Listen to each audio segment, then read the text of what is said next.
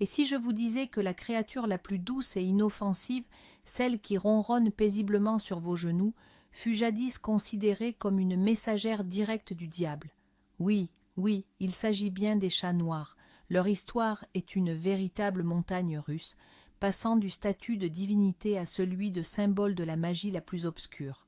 Aujourd'hui, nous allons embarquer pour un voyage fascinant à travers le temps afin de découvrir comment le chat noir est passé d'animal sacré à ennemi public numéro 1 de l'Europe médiévale. Je vous promets que vous regarderez ces créatures à fourrure d'un œil complètement nouveau. Pour comprendre toute la profondeur de cette chute, il faut d'abord se représenter la hauteur de laquelle elle a commencé. Et tout a commencé en Égypte ancienne, où les chats n'étaient pas de simples animaux de compagnie, mais de véritables membres de la famille, et même des objets de vénération religieuse. Ils étaient appréciés pour leur rôle dans la protection des récoltes contre les rongeurs et pour leur grâce.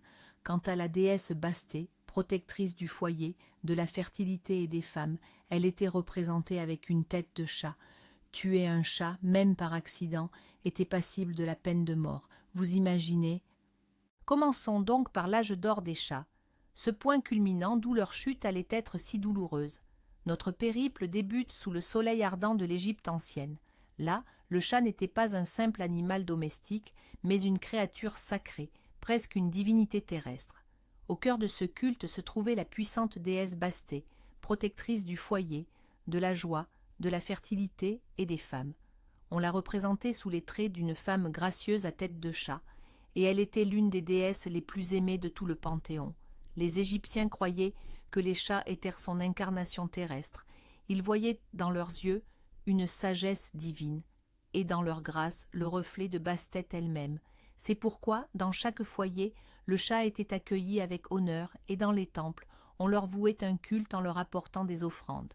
Ils étaient des talismans vivants, protégeant la famille des mauvais esprits et des maladies. Cette vénération était absolue. Et ce respect ne s'arrêtait pas à la mort de l'animal. Bien au contraire, lorsqu'un chat sacré mourait, son corps était embaumé et momifié. Ce processus était aussi complexe et coûteux que celui réservé aux humains. Imaginez, la famille entière était plongée dans un deuil profond.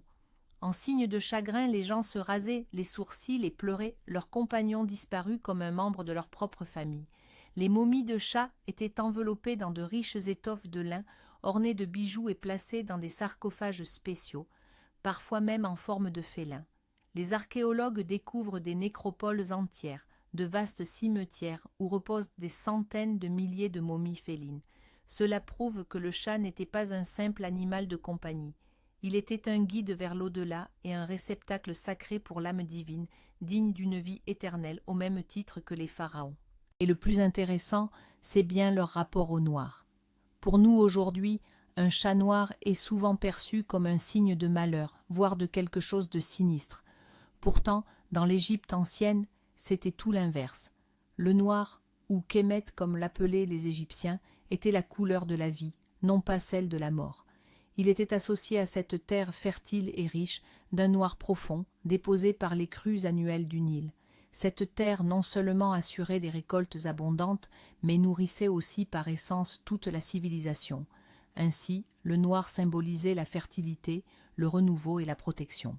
Quant au chat noir, il était considéré comme porteur d'une double chance.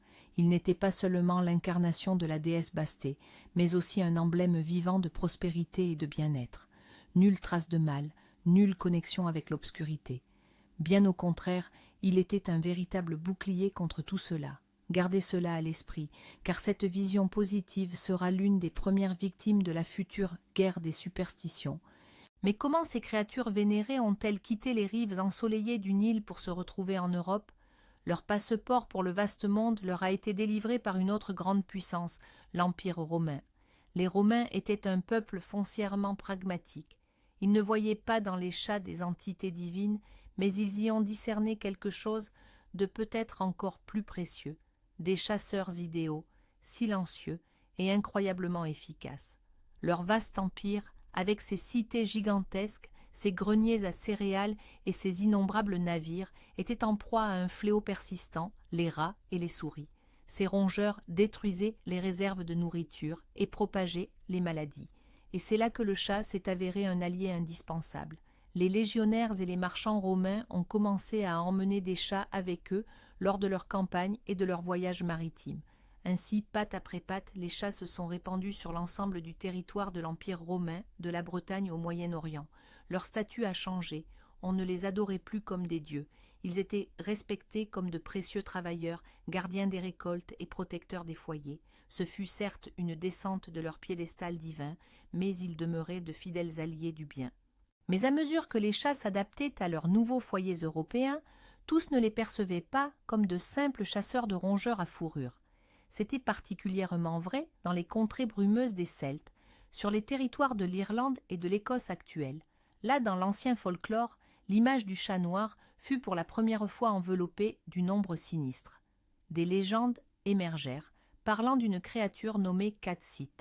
On le décrivait comme un énorme chat noir de la taille d'un jeune bovin avec une seule tache blanche sur la poitrine. Ce n'était pas un simple félin, c'était une créature féerique, un être venu de l'autre monde, et on le craignait. Le Catsit était réputé être un voleur d'âmes. Selon les croyances, il pouvait dérober l'âme d'une personne décédée avant que les dieux ne viennent la chercher. Pour éviter cela, des veillées spéciales étaient organisées auprès du corps du défunt, distrayant ce chat fée avec des jeux et des énigmes. Ce fut, sans doute, la première fois dans l'histoire européenne que le chat noir fut associé non seulement à la magie, mais à quelque chose de véritablement maléfique.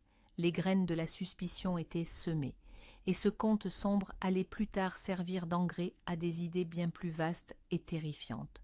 Alors, comment sommes-nous passés de quelques sombres légendes à une haine généralisée et absolue?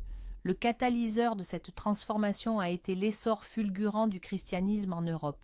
Dès le Moyen Âge, l'Église mena une lutte acharnée et sans merci contre toute forme de paganisme. Son but ultime était d'éradiquer les anciennes croyances et d'affirmer son hégémonie absolue sur la vie spirituelle des populations. Et l'une de ses méthodes les plus efficaces fut ce que nous qualifierions aujourd'hui de campagne de dénigrement ou de propagande noire.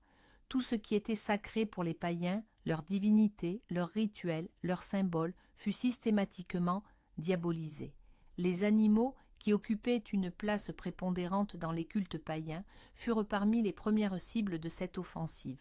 Le chat, en raison de ses liens étroits avec des déesses comme la Freya scandinave ou la Diane romaine, devint une cible idéale.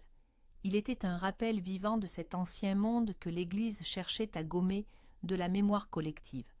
Ainsi, d'un symbole de fertilité et de protection, le chat commença sa lente mais inéluctable transformation en symbole d'hérésie. Ce processus de diabolisation a été grandement alimenté par la nature même des chats.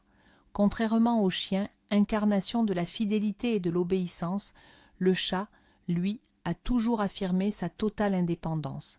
Son autonomie, sa discrétion, son existence nocturne, autant de traits qui éveillaient la méfiance et la crainte chez l'homme médiéval. Il voyait dans l'obscurité, se mouvait sans le moindre bruit, apparaissait et s'évanouissait tels des spectres. Il refusait de se soumettre entièrement au dressage, conservant une part inaltérable de leur sauvagerie. Dans un monde où chaque mystère était interprété comme l'œuvre du divin ou du diabolique, une telle singularité ne pouvait que susciter l'interrogation. Rapidement, on commença à leur attribuer une nature surnaturelle, mais cette fois-ci teintée d'une aura négative. Leur indépendance fut alors perçue comme de l'orgueil, une rébellion contre l'ordre établi par Dieu. Leurs déambulations nocturnes, quant à elles, furent assimilées à des participations à des conciliabules secrets, des rites impies. Trop énigmatiques, trop affranchis pour leur époque, les chats devinrent de parfaites boucs émissaires. C'est alors, dans l'imaginaire médiéval, que l'image du chat s'est inextricablement mêlée à celle de la sorcière. La sorcière, cette femme qui avait pactisé avec le diable, renié Dieu et obtenu en échange des pouvoirs surnaturels. Et, à l'instar de son compagnon félin, elle agissait sous le voile de la nuit, était indépendante et rebelle aux conventions sociales. C'est ainsi que naquit l'idée que le chat noir n'était pas qu'un simple animal de compagnie de la sorcière, mais son familier. Le familier, un esprit serviteur, un espion venu du monde des ténèbres, ayant pris l'apparence d'un animal. On croyait que le diable offrait ses familiers à ses adeptes pour les aider dans leurs maléfices, et le chat noir se prêtait idéalement à ce rôle. Sa couleur était associée à la nuit et à l'obscurité, sa discrétion à l'espionnage, et ses yeux luisants dans l'obscurité semblaient être des lueurs diaboliques. Plus encore, la superstition voulait que les sorcières elles-mêmes puissent se métamorphoser en chat noir pour s'introduire furtivement dans les maisons, y jeter des sorts, dérober les nourrissons et commettre d'autres atrocités. L'image sinistre du familier, cet esprit compagnon des sorcières, s'est profondément ancrée dans la culture européenne, signant l'arrêt de mort de milliers d'animaux. Le chat noir n'était plus un simple chat. On y voyait désormais un démon déguisé, un espion de Satan vivant aux côtés des humains, toute femme seule, surtout si elle était âgée, qui gardait un chat à la maison pour chasser les souris ou simplement par amour des animaux, était automatiquement suspectée. Son animal de compagnie devenait alors la pièce à conviction majeure contre elle lors des procès de l'Inquisition. On torturait les gens, les forçant à avouer que leur chat était un familier, qu'il communiquait avec lui et en recevait des ordres. Inversement, si l'on apercevait un chat noir chez une femme accusée de sorcellerie, c'était considéré comme une preuve irréfutable de sa culpabilité. Ainsi, l'amour et l'attachement pour un animal se transformaient en péché mortel, et le chat devenait le symbole d'un pacte avec le diable. Et c'est là qu'intervient le tournant décisif. Ce qui n'était auparavant que superstition populaire et crainte diffuse reçoit une confirmation officielle au plus haut niveau. En 1233, le pape Grégoire IX promulgue une bulle nommée Vox in Rama, que l'on traduit par une voix à Rama. Ce document était destiné à combattre un mouvement hérétique en Allemagne, mais quelques-unes de ces lignes allaient changer à jamais le destin des chats. La bulle décrivait en détail les rituels secrets des hérétiques et un acteur inattendu y occupait une place centrale, le chat noir. Le texte précisait que, lors de leurs assemblées, les sectaires vénéraient un énorme chat noir, incarnation directe de Satan. Ils lui baisaient l'arrière-train en signe d'allégeance au diable. Ce n'était pas qu'une simple accusation, c'était une véritable déclaration de guerre officielle. Pour la première fois dans l'histoire, le chat noir était désigné comme l'incarnation du mal dans un document officiel du chef de l'Église catholique. Ce fut le feu vert pour une persécution massive. Les conséquences de cette bulle pontificale furent absolument désastreuses. Ce décret devint un véritable signal pour les fanatiques à travers toute l'Europe. Ce qui n'était auparavant que des actes de cruauté isolés se transforma rapidement en une extermination systématique. Une véritable chasse aux chats fut lancée, ciblant prioritairement les Noirs. On les considérait comme de véritables émissaires du diable, qu'il fallait impérativement anéantir pour le salut des âmes chrétiennes. Les méthodes employées étaient d'une barbarie inouïe. Les chats étaient brûlés en masse sur des bûchers, souvent aux côtés des sorcières, noyés dans des sacs, ou encore jetés du haut des clochers d'église lors des fêtes religieuses. Ce massacre devint une sorte de divertissement populaire, perçu comme un acte pieux de purification du mal. Cette hystérie collective s'intensifiait particulièrement lors des épidémies et des mauvaises récoltes, moments où les populations avaient désespérément besoin d'un bouc émissaire. Et le chat sans défense se révéla être le candidat idéal pour ce rôle. L'Europe bascula alors dans une folie meurtrière, exterminant ces animaux qui, depuis des siècles, partageaient la vie des hommes. Et c'est ici que nous abordons l'une des théories les plus sombres et les plus ironiques liées à cette histoire. Une hypothèse populaire, bien que contestée par certains historiens, suggère que l'extermination massive des chats au XIIIe et XIVe siècle a eu des conséquences désastreuses. En éliminant le principal prédateur naturel des rongeurs, les humains auraient involontairement créé des conditions idéales pour la prolifération des rats. Or, les rats, comme nous le savons, étaient les principaux porteurs des puces infectées par la bactérie de la peste. Et c'est ainsi qu'au milieu du XIVe siècle, la peste noire s'est abattue sur l'Europe, l'une des pandémies les plus terrifiantes de l'histoire de l'humanité, qui aurait décimé, selon diverses estimations, jusqu'à 60% de sa population. Bien sûr, l'extermination des chats n'était pas la seule cause de la peste, mais il est fort possible qu'elle ait été un facteur aggravant, amplifiant son ampleur. Un terrible paradoxe se dessine alors. En tentant de chasser le diable sous l'apparence d'un chat, les hommes auraient, bien malgré eux, ouvert les portes d'un véritable enfer sur terre. C'est en cette sombre époque, où la peur et la mort régnaient en maîtresse, que naquit cette superstition, toujours vivace de nos jours.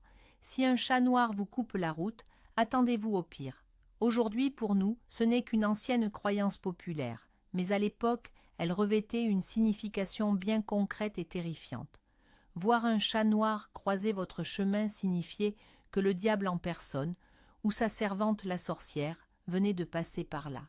C'était un mauvais présage, un signe que les forces des ténèbres rôdaient aux alentours et, peut-être même, qu'elles vous avaient déjà pris pour cible. Les gens croyaient qu'après une telle rencontre, il fallait immédiatement faire demi-tour et prendre un autre chemin, ou mieux encore, rentrer chez soi et se signer. Cette peur s'est si profondément ancrée dans l'inconscient collectif qu'elle a traversé les siècles. Et même aujourd'hui, au XXIe siècle, beaucoup crachent encore instinctivement par-dessus leur épaule ou cherchent un bouton en voyant un chat noir. Voilà la longue et sombre ombre de l'hystérie médiévale. Cependant, il serait injuste de prétendre que le monde entier s'est acharné sur les chats noirs. Pendant qu'en Europe continentale, on les brûlait sur des bûchers, de l'autre côté de la Manche, en Grande-Bretagne, la situation était tout à fait différente. Là-bas, au contraire, le chat noir était considéré comme un symbole de grande chance. On croyait que si un chat noir vivait dans une maison, il apportait la prospérité à la famille et la protégeait des malheurs.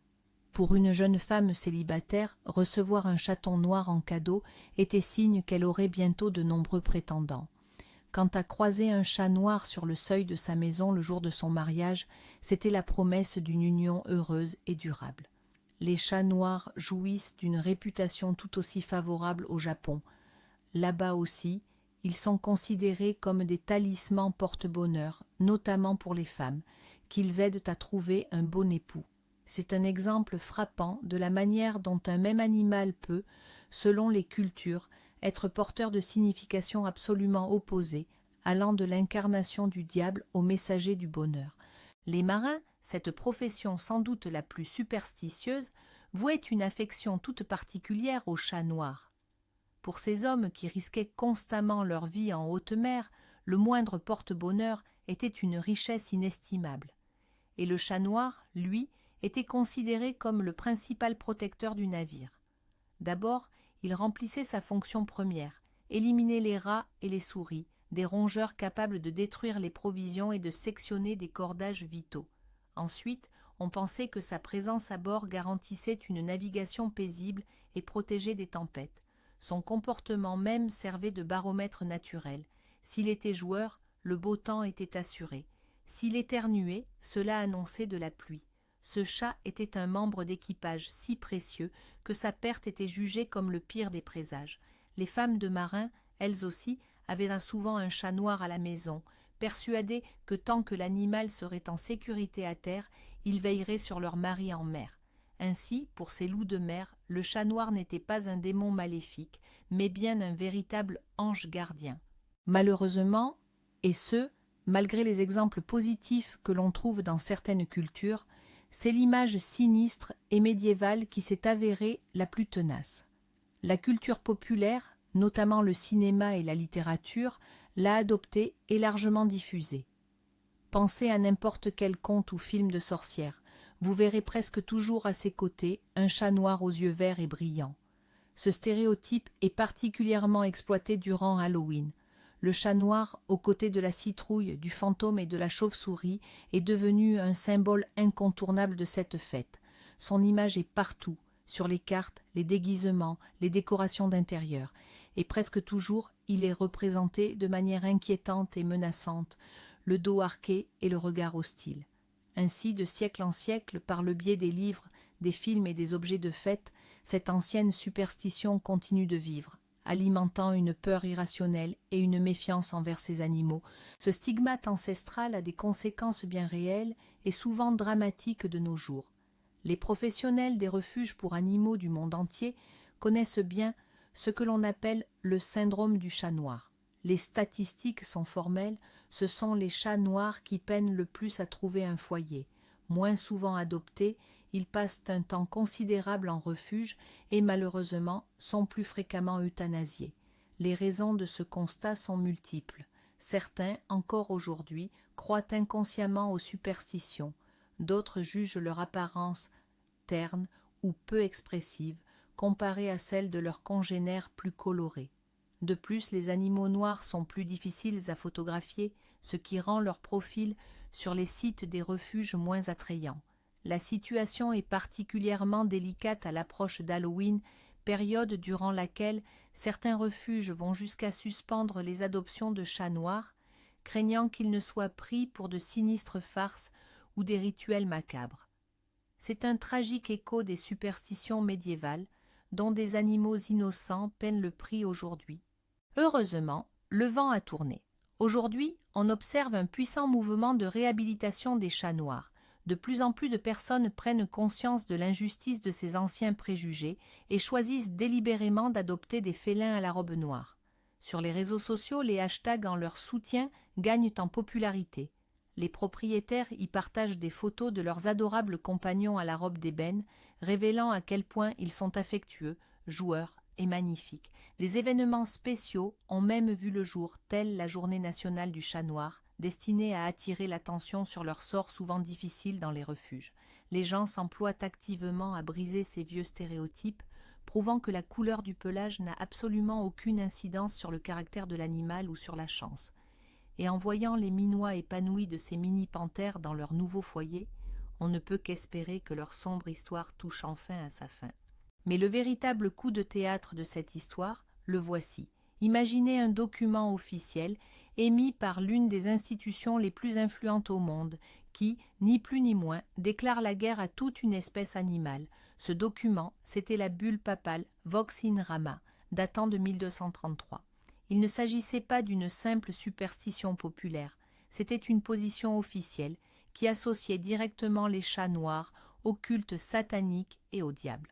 Du jour au lendemain, le chat, d'utile chasseur de rongeurs, est devenu l'ennemi public numéro 1.